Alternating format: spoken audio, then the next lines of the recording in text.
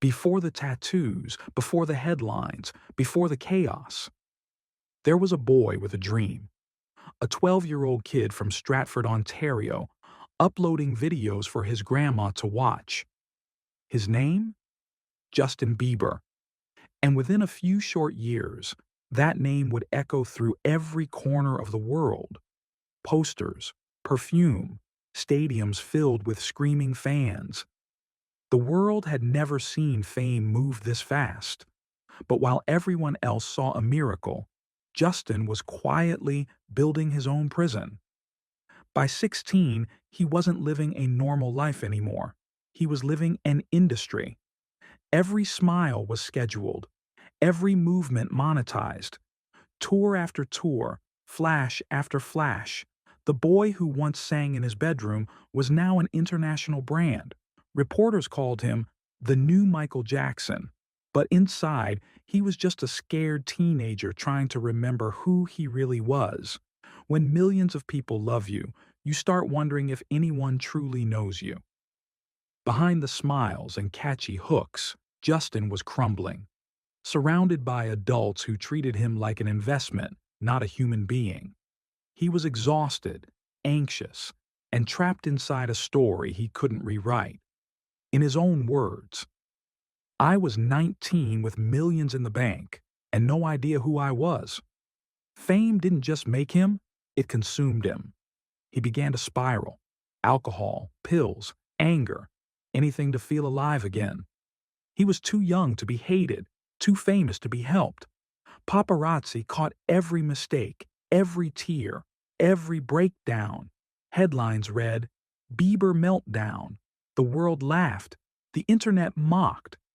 But the truth was simple. A kid was drowning in the success adults built around him. When the cameras turned away, Justin sat alone. No friends from home, no family nearby, just security guards and empty hotel rooms. His relationship with his father, Jeremy, was complicated. Sometimes close, sometimes distant, the kind of bond that leaves you craving approval, but never feeling you've earned it. His mother, Patty, tried to keep him grounded with faith, but fame is louder than prayer when you're surrounded by noise. He once admitted, "I felt like I couldn't smile anymore, even when everyone expected me to." He had the world's attention, but what he really needed was peace. And then, he disappeared. For nearly 2 years, the pop star the world couldn't stop talking about went silent. No music, no tours. People said he'd lost it, but he was finally trying to find himself. In that quiet, Justin turned inward. He began reading, praying, reflecting, searching for something real after a decade of illusion. He found comfort in faith, in forgiveness, and eventually, in love. Haley Baldwin entered his life not as a fan but as a friend, someone who saw the broken parts he hid from the world. Their love story wasn't a fairy tale. It was real, raw, and sometimes painful. They met when he was at his lowest, lonely, skeptical, afraid of being used again. But Haley stayed. Through therapy, panic attacks, trust issues, she stayed. She once said, "Loving Justin isn't always easy, but it's worth it because I know who he truly is." That line, simple but powerful, shows what Justin had been missing all along. Someone who loved him, not the brand. When he returned to the studio, something had shifted. The songs were slower, the lyrics deeper. Love yourself. Lonely. Ghost. Lonely hit differently. It wasn't just a pop ballad. It was a confession.